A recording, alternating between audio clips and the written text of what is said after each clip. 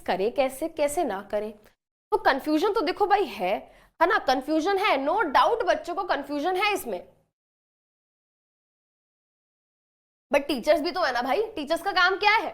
Teachers का काम है बच्चों को पढ़ाना, बच्चों को समझाना, और बच्चों का काम क्या है? बार बार उस टॉपिक को रिवाइज करना। जो चीज नहीं समझ आ रही ना बेटा, सबसे पहले उसको पढ़ो बैठ के, सबसे पहले उसको पढ़ो, उसके पीछे पड़ जाओ कि भाई जब तक ये समझ नहीं आएगा तब तक आज मैं उठूंगा नहीं। हम क्या करते हैं, कोई चीज नहीं समझ आ रही ना, किताब बंद करके भूल जाते हैं, फिर उसको दोबारा देखने का मन भी नहीं करता। सबसे बड़ी गलती बेटा हमारी यही है। जो चीजें हमें डरा रही है ना, कब तक उनसे भागोगी? We have to face them. कब तक भागोगे? क्लास 9 के एग्जाम से देने पड़ेंगे, क्लास 10th में जाना है। 10th के बोर्ड एग्जाम से कैसे भागोगे? देने पड़ेंगे भाई, 11th में जाना है।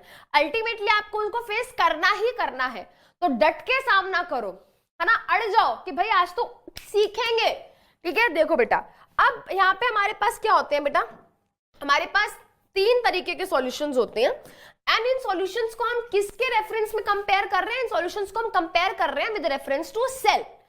सेल के अंदर साइटोप्लाज्म है। साइटोप्लाज्म क्या है बेटा? बहुत सारा पानी। पानी के अंदर क्या होते हैं बेटा? पानी के अंदर बहुत सारे सॉल्यूट्स होंगे। तो बेसिकली हम ये बोल सकते हैं कि सेल के अंदर क्या है? सेल के अंदर भी सॉल्यूशन है, ठीक है। और सेल ऐसा तो है नहीं हवा में तैर रहा है, सेल हमारी बॉडी के अंदर है, सेल किसी सॉल्यूशन के अंदर ही पड़ा हुआ है। तो उसके रेफरेंस में बेटा ये बात की जाती है। अभी सिर्फ तुमको क्या समझना है, तुमको बेसिक चीज समझनी है, इतना डिटेल में मत जाओ। तुम अभी सिर्फ ये समझो, हाइपरटोनिक सॉल्यूशन की जब हम बात करते हैं, हाइपर का मतलब क्या होता है बेटा? हाइपर का मतलब होता है मोर, ठीक है। हाइपर का मतलब होता है मोर। जब किसी को गुस्सा आता है तो बोलते हैं ना यार तू हाइपर मत हो, शांत हो जा, इतना हाइपर मत हो, इतना हाइपर मत हो भाई, नीचे आ जा, नीचे आ जा भाई, शांत हो जा। हाइपर मतलब ज्यादा, हाइपर मतलब ज्यादा भाई। ऐसे सॉल्यूशन जिनके अंदर क्या होता है? जिनके अंदर सॉल्यूट बहुत ज्यादा होता है, मोर सॉल्यूट और लेस सॉल्वेंट। मोर सॉल्यूट लेस सॉल्वेंट, सॉल्वेंट मतलब वाटर। तो ऐसे सॉल्यूशन जिनके अंदर सॉल्यूट कंटेंट बहुत ज्यादा है, ऐसे सॉल्यूशन जिनके अंदर क्या है? सॉल्यूट कंटेंट बहुत ज्यादा है और सॉल्वेंट कम है, एज कंपेयर टू सेल। यानी कि अगर हम इनको सेल से कंपेयर करें, यानी कि अगर हम इनको सेल से कंपेयर करें बेटा, तो सेल के अंदर क्या होगा बेटा? सेल के अंदर सॉल्यूट कम है, बाहर ज्यादा है। क्योंकि ये जो हमारा सेल है बेटा, सोचना जरा, ये सेल बाहर इस तरीके से ना एक सॉल्यूशन में पड़ा हुआ है। यहाँ पे क्या है बेटा? यहाँ पे एक सॉल्यूशन है जो कि कैसा है? हाइपरटोनिक है। हाइपरटोनिक का मतलब कि भाई ये जो सॉल्यूशन है उसमें क्या है? सॉल्यूट बहुत ज्यादा है और सॉल्वेंट कम है, जिससे कि हम ये भी बोल सकते हैं सॉल्वेंट कम है। सॉल्वेंट कम है यानी कि बाहर क्या है? बाहर पानी कम है। इसको मैं ये भी बोल सकती हूं कि अंदर पानी बहुत ज्यादा है, ठीक है, ये भी बोल सकती हूँ। चलो इसको आगे बात करेंगे, अभी तुम सिर्फ सॉल्यूशन के रेफरेंस में बात करो, सिर्फ सॉल्यूशन के रेफरेंस में बात करो बेटा। यहाँ पे ऐसा सॉल्यूशन जिसमें सॉल्यूट बहुत ज्यादा होता है और सॉल्वेंट कम होता है, ऐसे सॉल्यूशन को हम बोलते हैं हाइपरटोनिक सॉल्यूशन। फिर आ जाते हैं हमारे हाइपोटोनिक, फिर आ जाते हैं कौन से भाई? फिर आ जाते हैं हाइपोटोनिक सॉल्यूशन। हाइपोटोनिक सॉल्यूशन कौन से सॉल्यूशन होते हैं भाई? हाइपोटोनिक सॉल्यूशन वो सॉल्यूशन होते हैं जिनमें क्या होता है? जिनमें लेस सॉल्यूट, इनके अंदर सॉल्यूट कम है। ऐसे सॉल्यूशन जिनके अंदर क्या है? सॉल्यूट कम है, लेस सॉल्यूट और सॉल्वेंट ज्यादा है। लेस सॉल्यूट और मोर सॉल्वेंट, ठीक है। ऐसे सॉल्यूशन जिनमें क्या है बेटा? सॉल्यूट कम है और सॉल्वेंट ज्यादा है, ठीक है। As compare to cell. बेटा सेल से कंपेयर चल रहा है ये। अगर हम इस सॉल्यूशन को सेल से कंपेयर करें तो सेल के अंदर सॉल्यूट ज्यादा होगा और इस सॉल्यूशन सेल के अंदर सॉल्यूट कम होगा, इस सॉल्यूशन में ज्यादा होगा। सेल के अंदर पानी ज्यादा होगा और इस सॉल्यूशन में कम होगा। बेटा ये सब कंपैरिजन सेल से चल रहे हैं, इसके एज कंपेयर टू सेल चल रहा है ये सब। अगर हाइपोटोनिक सॉल्यूशन को सेल से कंपेयर करें तो सेल के अंदर सॉल्यूट ज्यादा है, सॉल्यूशन में कम है। सेल के अंदर पानी कम है, इसके अंदर ज्यादा है। सेल के कंपेयर में बोल रहे हैं बेटा ये सारी स्टेटमेंट हम। जब हम बोलते हैं आइसोटोनिक, आइसोटोनिक का मतलब क्या है बेटा? Same solute and solvent concentration यहाँ पे सेम है, कोई लड़ाई झगड़ा नहीं है, मेरा ज्यादा मेरा कम, नो। यहाँ पे क्या है बेटा, सेम है, जितना सेल में सॉल्यूट उतना ही सॉल्यूशन में, जितना सेल में सॉल्वेंट उतना ही इसमें, कोई लड़ाई झगड़ा नहीं। अब बेटा जब हम सॉल्यूशन के अंदर इन सेल को प्लेस करते हैं, जब इन सॉल्यूशन के अंदर हम सेल को प्लेस करते हैं तो हमको मूवमेंट देखने को मिलती है। पेपर में क्वेश्चन आता है, देखो असली बात तो ये है कि भाई मैम पेपर में क्वेश्चन आएगा, प्लीज हमको बता दो करना कैसे है। चलो भाई ध्यान से सुनेंगे मेरी बात। तो यहाँ पे बेटा जब हम सेल को क्या करते हैं, जब हम सेल को हाइपरटोनिक सॉल्यूशन में रखते हैं, यानी कि यहाँ पे क्या है बेटा, यहाँ पे हाइपरटोनिक सॉल्यूशन है। हाइपरटोनिक सॉल्यूशन के बारे में बेटा वापस देखते हैं। देखो हाइपरटोनिक सॉल्यूशन मतलब क्या है बेटा, क्या है यहाँ पे, सॉल्यूट बहुत ज्यादा है, सॉल्यूट बहुत ज्यादा है, और सॉल्वेंट पानी क्या है, पानी कम है। यानी कि सॉल्वेंट, ये जो हमारा सॉल्यूशन है इसमें पानी क्या है, इसमें पानी बहुत कम है, पानी इसमें क्या है, कम है। इसको यहाँ पे हमने बना लिया है बेटा, पानी कम है। तो आप देख रहे हो बेटा हाइपरटोनिक सॉल्यूशन में सॉल्यूट ज्यादा होता है, पानी कम होता है, तो बाहर हमने पानी कम बनाया है, अंदर पानी ज्यादा है, बाहर पानी कम है, अंदर पानी ज्यादा है। ऑस्मोसिस में क्या होता है बेटा, ऑस्मोसिस में क्या होता है, जल्दी से याद करेंगे। ऑस्मोसिस में वाटर के मॉलिक्यूल्स मूव करते हैं, कहां से कहां, प्लाज्मा मेम्ब्रेन के अक्रॉस, हायर टू लोअर। बाहर पानी कम है, अंदर ज्यादा है, हायर टू लोअर पानी की मूवमेंट होगी। अंदर ज्यादा है, बाहर कम है, अंदर ज्यादा है, बाहर कम है, हायर टू लोअर मूवमेंट हो गई। अब बेटा जब पानी बाहर जाएगा तो यहाँ पे क्या होगा, जल्दी से बताएंगे क्या होगा बेटा, यहाँ पे वेरी गुड, यहाँ पे पानी क्या होगा, पानी बाहर जाएगा। तो जब पानी बाहर जाएगा तो हम क्या बोलेंगे कि एक्सोऑस्मोसिस हो गई है। वेरी गुड, एक्सोऑस्मोसिस हो गई है। और सेल क्या हो गया बेटा, सेल यहाँ पे क्या हो गया, श्रिंक हो गया। सेल यहाँ पे क्या हो गया बेटा, सेल यहाँ पे हो गया श्रिंक। तो दिस इज हाइपरटोनिक। हाइपरटोनिक में क्या होता है भाई, हाइपरटोनिक में एक्सोऑस्मोसिस होती है। जब हम सेल को हाइपरटोनिक सॉल्यूशन में रखते हैं एक्सोऑस्मोसिस होती है, और जब एक्सोऑस्मोसिस होती है तो बेटा क्या होता है, सेल श्रिंक होता है।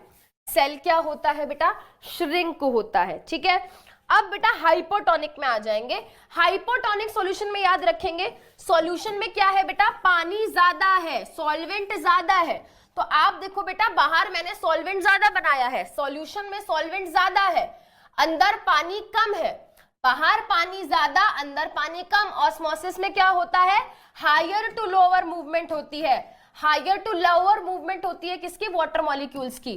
तो as you can see here बेटा यहाँ पे क्या होगा, वाटर के मॉलिक्यूल्स अंदर की तरफ मूव करेंगे, वाटर के मॉलिक्यूल्स अंदर की तरफ मूव करेंगे। तो बेटा जब हम सेल को कहाँ रखते हैं, जब हम सेल को हाइपोटोनिक सॉल्यूशन में रखते हैं, जब हम सेल को हाइपोटोनिक सॉल्यूशन में रखते हैं तो पानी सेल के अंदर जाता है, यानी कि यहाँ पे एंडोऑस्मोसिस की प्रोसेस होती है। और जब एंडोऑस्मोसिस होता है बेटा, सेल के अंदर पानी भर जाता है, तो हम क्या बोलेंगे, सेल क्या हो गया, सेल यहाँ पे स्वेल हो गया, सेल यहाँ पे स्वेल हो गया। फिर आ जाते हैं आइसोटोनिक सॉल्यूशन। आइसोटोनिक सॉल्यूशन कहते हैं कि भाई जितना सॉल्यूट सेल में उतना ही यहाँ पे, जितना सॉल्वेंट सेल के अंदर उतना ही सॉल्यूशन में। तो यानी कि जितना पानी के मॉलिक्यूल बाहर उतने ही पानी के मॉलिक्यूल अंदर भी, तो कुछ मूवमेंट नहीं होगी बेटा, इक्वल है। तो आइसोटोनिक सॉल्यूशन के बारे में कहते हैं कि no net movement, net movement कुछ नहीं होती, नो नेट मूवमेंट। वाटर का मॉलिक्यूल जो नेट मूवमेंट है वो कुछ नहीं है। ये क्या था बेटा, ये हमारा हाइपरटोनिक हाइपोटोनिक था। अब बच्चे इतने कंफ्यूज रहते हैं कि मैम हाइपरटोनिक में सेल श्रिंक होगा या क्या होगा, याद नहीं रहता। अब मेरी बात सुनो, मैं यहाँ पे एक चीज लिख रही हूँ, ट्रिक, जिससे मैंने अपनी 9th क्लास में याद किया था ना, जैसे मैंने अपनी 9th क्लास में याद किया था। मैंने कैसे याद किया था बेटा, मैंने ऐसे याद किया था, देखो हमारे पास क्या है, हमारे पास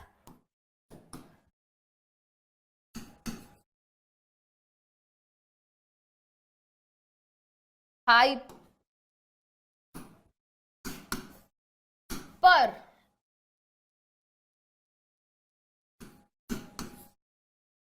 में जब हम रखते हैं, हाइपरटोनिक में जब हम रखते हैं तो सेल क्या होता है? सेल क्या होता है? सेल श्रिंक होता है। हाँ, थोड़ी सी मुश्किल है बट याद रहेगा, याद रहेगा बेटा, ठीक है।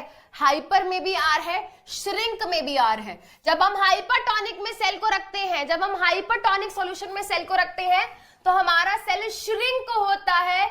कैसे याद रखेंगे? हाइपर में भी आर है और श्रिंक में भी आर है। और जब हम अपने सेल को कहां रखते हैं? जब हम अपने सेल को कहां रखते हैं? हाइपो, हाइपो, ठीक है, हाइपो, मोटू सा हो गया है हमारा सेल। सेल कैसा हो गया है? सेल मोटू सा हो गया है। हाइपोटोनिक सॉल्यूशन में रखा तो सेल हाइपो, मोटू सा हो गया है। एंड जब सेल मोटू सा होएगा तो हम क्या बोलेंगे? हम बोलेंगे कि भाई देखो सेल फूल गया, सेल फूल गया, सेल सूज गया। स्वेल बोलते हैं ना, सूज जाना, स्वेलिंग, सूज गया भाई, फूल गया, बड़ा सा हो गया। तो यहाँ पे मोटू सा हो जाता है सेल, स्वेल हो जाता है, ठीक है। ऐसे याद करा था, देखो मैंने क्लास 9th में, सच्ची बता रही हूँ। This was the trick. मैं भी बहुत कंफ्यूज होती थी, बहुत कंफ्यूज होती थी, फिर कंसेप्ट सीख गए। अगर कंसेप्ट याद नहीं हो रहा, कंसेप्ट याद हो गया बहुत अच्छी बात है, बट पेपर में क्विकली क्विकली आंसर करना है, एमसीक्यू आ गया तो ऐसे याद रखेंगे, ठीक है, ऐसे याद रखेंगे। चलिए बेटा आगे की तरफ चलते हैं। एक्टिव ट्रांसपोर्ट के बारे में हम पहले भी बात कर चुके हैं कि भाई हमारी क्या है, ये प्लाज्मा मेम्ब्रेन है, बाहर किसी सब्सटेंस की कंसेंट्रेशन बहुत ज्यादा है, ठीक है, या फिर उल्टा कर दो, उल्टा कर दो चाहे, अंदर कंसेंट्रेशन ऑलरेडी बहुत ज्यादा है सब्सटेंसेस की, बाहर क्या है, कम है। अंदर ऑलरेडी बहुत ज्यादा है, बाहर कम है। एंड जब कोई भी सब्सटेंस क्या होगा बेटा, जब कोई भी substance lower to higher move करेगा, ऐसी मूवमेंट को हम बोल देंगे एक्टिव ट्रांसपोर्ट। और एक्टिव ट्रांसपोर्ट कराने के लिए क्या करना पड़ता है बेटा? सेल को अपनी एनर्जी खर्च करनी पड़ती है, और ये एनर्जी बेसिकली एटीपी की फॉर्म में सेल क्या करते हैं? खर्च करते हैं। एटीपी क्या है मैम? अभी माइटोकॉन्ड्रिया के केस में पढ़ेंगे, रुक जाओ भाई, ठीक है। यहाँ पे ये वाले जो टॉपिक है बच्चों को बहुत डराते हैं, कंफ्यूज करते हैं, इन्हीं को लगता है टाइम। सेल ऑर्गेनेलिस पढ़ने में तो देरी कितनी लगती है। तो यहाँ पे अगर हम बात करें okay, so this next topic is endocytosis and exocytosis. ध्यान से बेटा नोटिस करेंगे कि यहाँ पे हो क्या रहा है। If you will notice this, तो आप देखोगे कि यहाँ पे कुछ मूवमेंट हो रही है सब्सटेंसेस की। तो सबसे पहले ऑब्जर्व करो कि यहाँ पे क्या हो रहा है।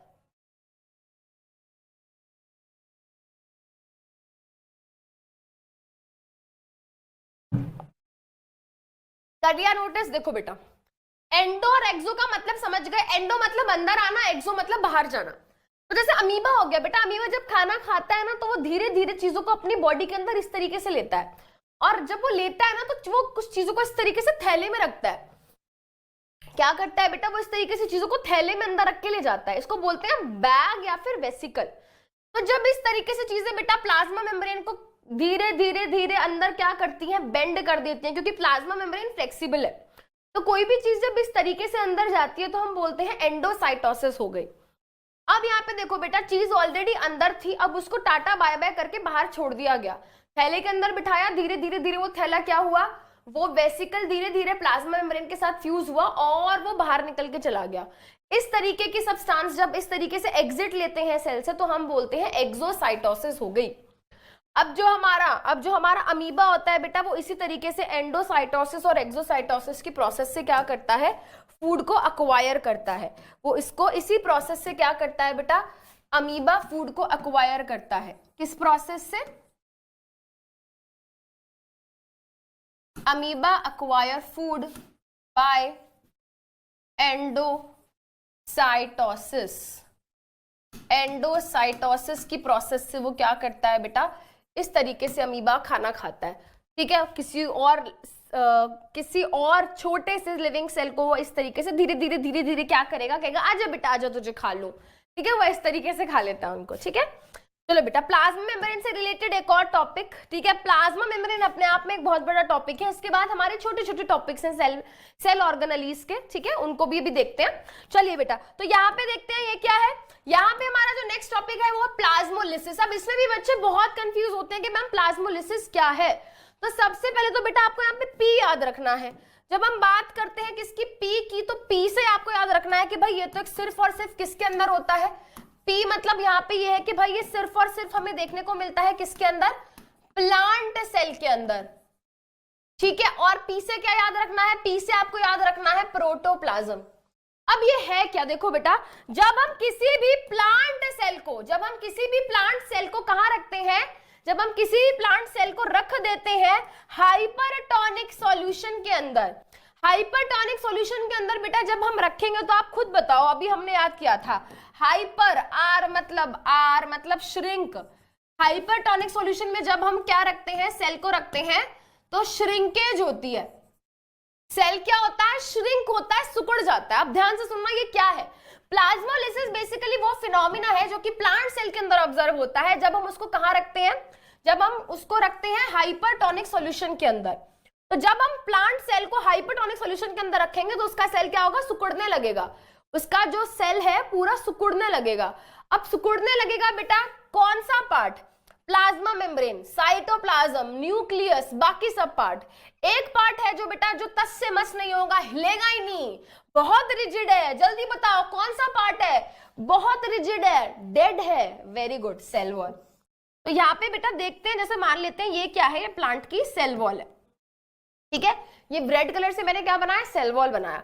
अब जब हम इसको कहां रखेंगे बेटा, जब हम इसको वहां रख देंगे, हाइपरटोनिक सॉल्यूशन में रख देंगे, तो हाइपरटोनिक सॉल्यूशन में सेल श्रिंक होगा, श्रिंक मतलब वाटर मूव आउट, श्रिंक में क्या होगा बेटा, वाटर मूव्स आउट, वाटर बाहर भाग गया, वाटर मूव्स आउट, पानी बाहर भाग गया तो क्या हो गया, सेल श्रिंक हो गया।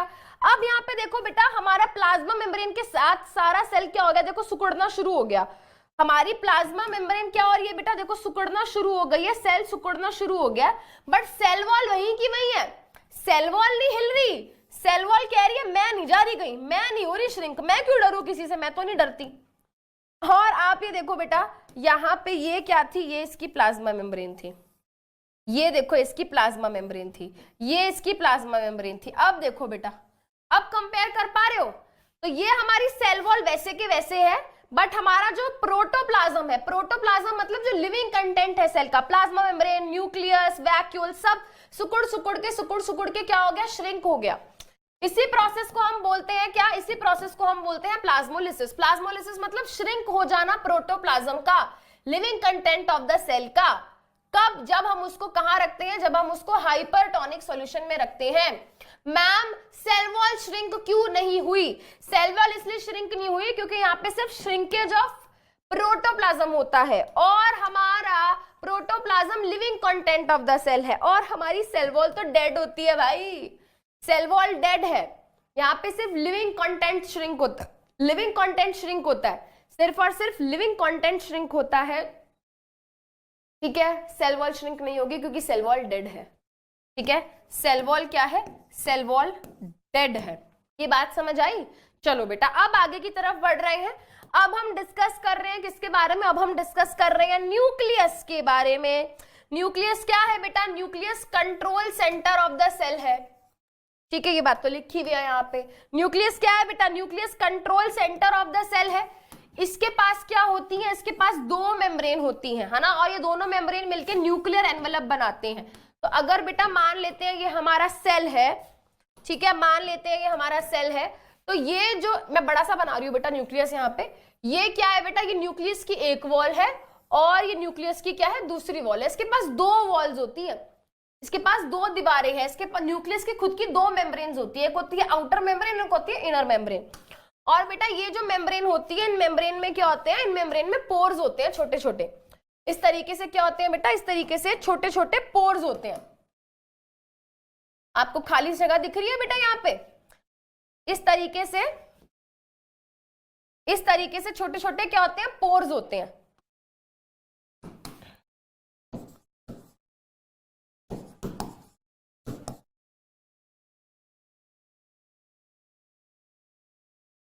क्यों भाई, सो दैट जो भी सब्सटेंस साइटोप्लाज्म में जाना चाहते हैं वो जा सके, और जो भी सब्सटेंस साइटोप्लाज्म से अंदर आना चाहते हैं वो आ सके, इसलिए पोर्स होते हैं, ठीक है। और ये जो मैंने बनाया बेटा, ये जो मैंने आउटर मेम्ब्रेन और इनर मेम्ब्रेन बनाई, इसको कलेक्टिवली मिला के हम क्या बोल देते हैं, इसको हम बोल देते हैं न्यूक्लियर एनवेलप। क्या बोल देते हैं, इसको हम बोल देते हैं न्यूक्लियर एनवेलप। ठीक है। अब बेटा आपको पता है न्यूक्लियस के अंदर भी बहुत सारा जेली लाइक सब्सटेंस भरा होता है। हमारे न्यूक्लियस के अंदर भी बहुत सारा इस तरीके से जेली लाइक सब्सटेंस भरा होता है न्यूक्लियस के अंदर भी। And that jelly like substance जो हमारे न्यूक्लियस के अंदर प्रेजेंट होता है, that is known as nucleoplasm. क्या बोलते हैं बेटा, इसको हम बोलते हैं nucleoplasm. We call this nucleoplasm. Nucleoplasm के अलावा और क्या होता है बेटा, बहुत ध्यान से सुनेंगे। हमारे न्यूक्लियस के अंदर बेटा पाया जाता है एक धागे जैसा स्ट्रक्चर, एक धागे जैसी चीज होती है हमारे न्यूक्लियस के अंदर, जिसको हम बोलते हैं डीएनए। तो हमारे सेल का जो डीएनए है, जो मेजर डीएनए होता है बेटा हमारे सेल का, वो न्यूक्लियस के अंदर ही पाया जाता है। अब डीएनए क्या है, ठीक है, डीएनए क्या है? देखो बेटा, डीएनए एक धागे जैसा स्ट्रक्चर है जिसमें हमारी सारी इंफॉर्मेशन है। इंफॉर्मेशन कैसी? तुम्हारी आंखों का रंग कैसा होगा, तुम्हारी नोज की शेप कैसी होगी, तुम्हारे ईयर की शेप कैसी होगी, तुम्हारे बालों का रंग नेचुरली कैसा होगा, तुम्हारे बाल घुंघराले होंगे, स्ट्रेट होंगे, वेवी होंगे, सारी की सारी इंफॉर्मेशन कहाँ होती है बेटा? इस धागे जैसे स्ट्रक्चर में होती है, जिसको हम बोलते हैं डीएनए। इसको हम क्या बोलते हैं बेटा? जिसको हम बोलते हैं डीएनए। सो डीएनए की फुल फॉर्म पता होनी चाहिए। Deoxy, DNA stands for, DNA stands for deoxyribose nucleic acid। DNA stands for deoxyribonucleic acid। और ये क्या है? ये एक धागे जैसा स्ट्रक्चर है, एक धागे जैसा स्ट्रक्चर होता है बेटा हमारे सेल के अंदर, और ये कुछ इस तरीके से होता है। और आपको पता है बेटा, ये डबल डबल स्ट्रैंडेड होता है, मतलब दो धागे होते हैं जो आपस में इस तरीके से क्या होते हैं, लिपटे हुए होते हैं। डीएनए कुछ ऐसा ही होता है, डीएनए कुछ ऐसा होता है बेटा। तो दो धागे होते हैं बेटा जो आपस में इस तरीके से लिपटे हुए होते हैं। एंड डीएनए के अंदर क्या है बेटा? डीएनए के अंदर हमारी सारी की सारी इंफॉर्मेशन है फॉर आवर कैरेक्टर्स। तो मैं यहाँ पे लिख सकती हूँ carries, DNA carries all the info about our characters। हमारे कैरेक्टर्स की सारी इंफॉर्मेशन कहाँ होती है बेटा? इस डीएनए के अंदर होती है। एक और टर्म होता है आरएनए। आरएनए क्या होता है बेटा? आरएनए राइबोज न्यूक्लिक एसिड है। डीऑक्सी हटा दो बस, राइबो न्यूक्लिक एसिड, और उसके अंदर एक सिंगल धागा होता है। यहाँ पे दो धागे बनाए ना, दो स्ट्रैंड्स बनाए, वहां पे सिर्फ सिंगल होता है। ये डिफरेंस है बेटा डीएनए और आरएनए में। चलिए आगे देखते हैं बेटा। अब डीएनए से रिलेटेड एक और टर्म देखने को मिलता है जिसको हम बोलते हैं chromatin and chromosome. Chromatin and chromosome बहुत ही सिंपल है बेटा। जब